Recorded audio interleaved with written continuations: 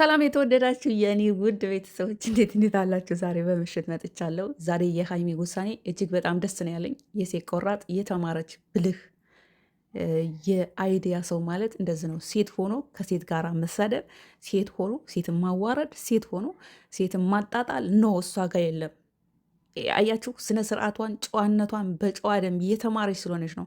እንደ ሌሎቹማ ሀብላ ለን ማደግም ቢሆን ምን አባሽ ትሰሪያለሽ?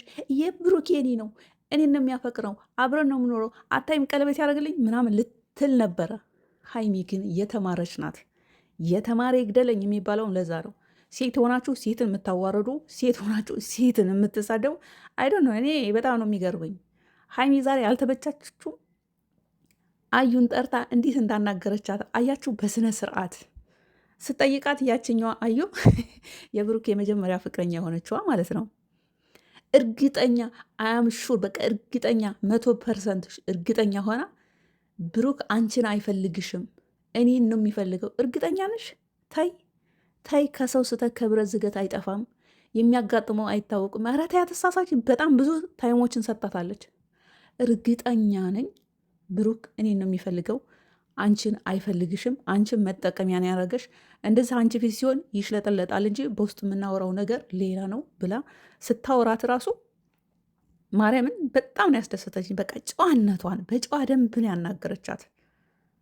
እርግጠኛ ነኝ አለቻት። ከዛ ብሩክ መጣ። ብሩክም በጣም ተመችቶኛል ዛሬ። ያው የሆነ ነገር ብቻ ተረጅኛለች ተረጅኝ ምናምን ነገር ሲል ብሩክ የሆነ ሲናደድ እኔ እንጃ ቃላቶቹ ራሱ የማቱ ይጣሉበታል መሰለኝና ለዛ ነው ሀይሚ ላይ እንጓ ብሏል። ግን ደግሞ እኔ ሀይሚ ዛሬ በጣም ተመችታኛለች። አንደኛ ስርዓቷን፣ ሁለተኛ ጨዋነቷን በጨዋ ደንብ በስርዓት ነው ያናገረቻት። ብሩክን ጠራችሁ፣ ብሩክን መጣ።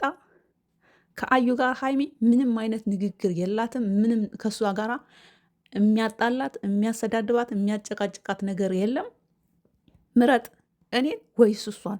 እሷን ከመረጥህ እኔ ከህይወታችሁ እወጣለሁ፣ እኔን ከመረጥ ደግሞ እሷ ከህይወታችን ትወጣለች ስትለው በስነ ስርዓት በጨዋ በቃ በጨዋ ደም ምንም በቃ ራሷን ምንም እንትን ሳትል ሳትበሳጭ ሳትኮሳተር የሆነ የማልቀስ ድምፅ ብለዋ ላይ ሳይሰማ በቃ ዘና ብላ ነው ያወራችሁ።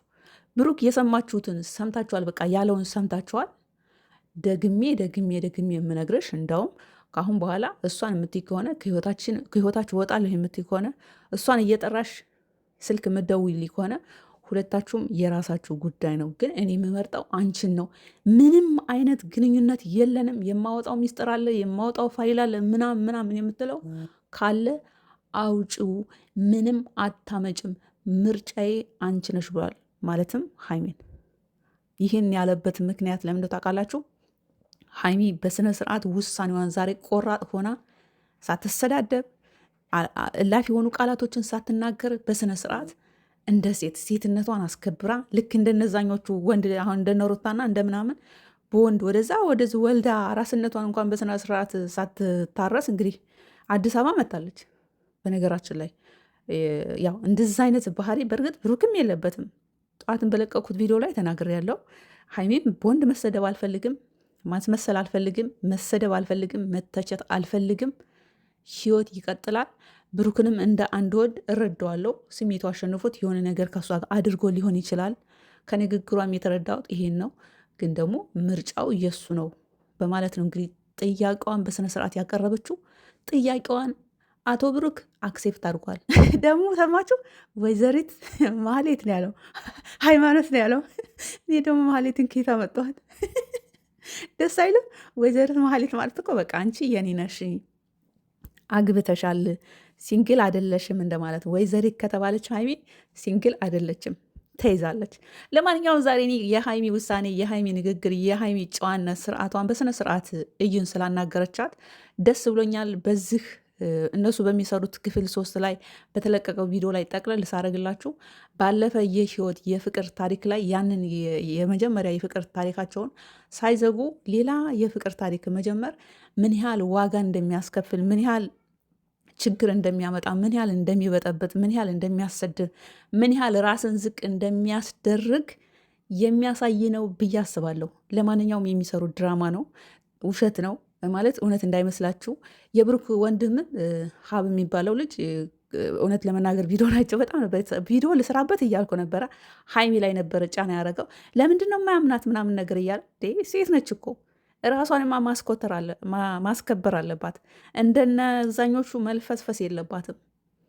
ሴትነቷን አስከብራ ጨዋነቷን አስከብራ በቃ ክብሯን ይዛ በስነ ስርዓት ነው አግብታ ተሞሽራ ማየት የምንፈልገው እኛ። ያው ወንድሙ ያው ተደርቦ ነው። በነገራችን ላይ የፈለገ ነገር ሲሰሩ የማይነገራቸው ኦዲየንስ ብቻ ነው። ከዛ ውጭ ፋሚሊ በደንብ በስነ ስርዓት ይነገረዋል ማለት እወዳለሁ።